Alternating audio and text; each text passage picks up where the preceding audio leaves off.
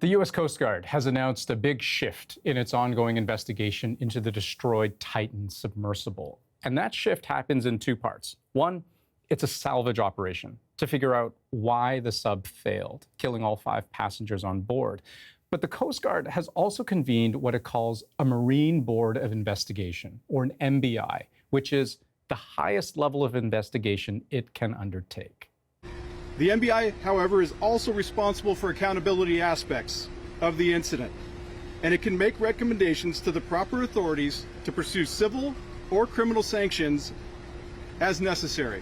The outcome of this investigation is what will hopefully get us answers to the most pressing questions we have. But there are some answers we likely won't get. So I'll go through what we're likely to learn and where there might not be the kind of resolution people are hoping for. The BBC has seen emails which show that warnings over the safety of the Titan sub were dismissed by the company's CEO. The question of whether criminal negligence ultimately caused the sub to fail is unavoidable because of what we know about the company, OceanGate Expeditions. You know, one of the saddest aspects of this is how preventable it really was, you know, and that to me is the greatest heartbreak of the whole thing. James Cameron, the director of the Titanic movie, has made more than 30 submersible dives to that and other wreck sites. And he makes the argument the deep submersible industry is actually an incredibly safe industry. Not a single fatality in 60 plus years of deep sea exploration. But we know that OceanGate, you know, there were concerns that they were foregoing safety to cut costs. Set aside the fact that so many components were bought off the shelf. Run the whole thing with this game controller.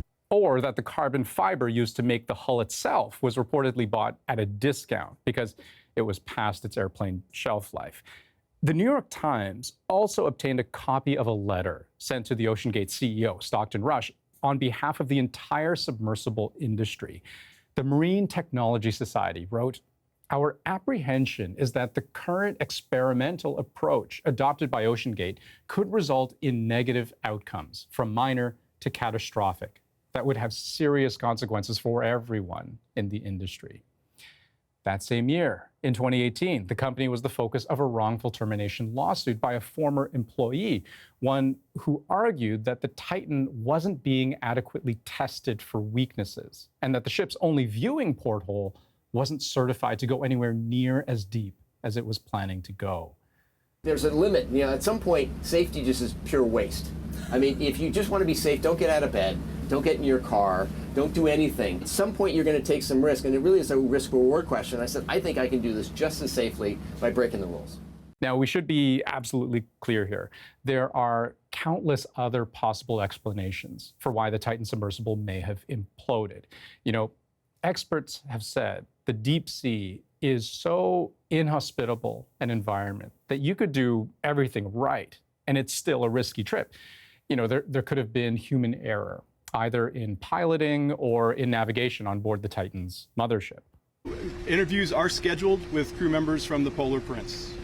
And what's left of the Titanic wreck itself, where the Titan was headed, is notoriously dangerous, at risk of collapse.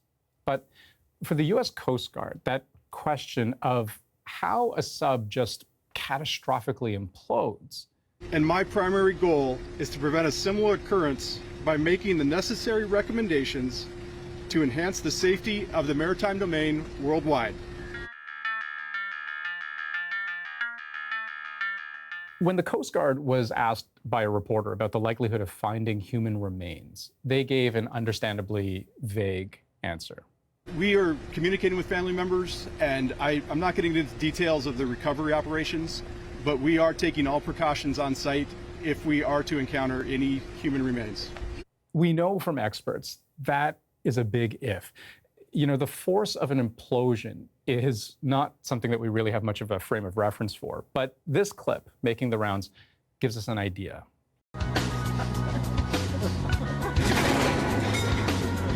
That's a demonstration of a vacuum implosion, what can happen at about 1 atmosphere's worth of pressure, or about 15 pounds per square inch, PSI. The Titan was subjected to physical forces hundreds of times stronger. It's thought that the human body, the organs inside us, even our bones, wouldn't have any hope of withstanding that. So while the Coast Guard would never go into that level of detail, the challenge of finding human remains in such vast three-dimensional space is immense. At the end of the day, this story wasn't just a straightforward search and rescue story. There were questions about the safety record of the company, the zeal of billionaire explorers doing dangerous things, even whether the search itself was worth it, given the enormous odds against there being a happy ending. There have been questions coming from all over about the combined costs of all those international agencies involved, from Canada, the US, Germany, France, the UK. We're talking about millions of dollars being spent. But on that point, the Coast Guard point of view was clear.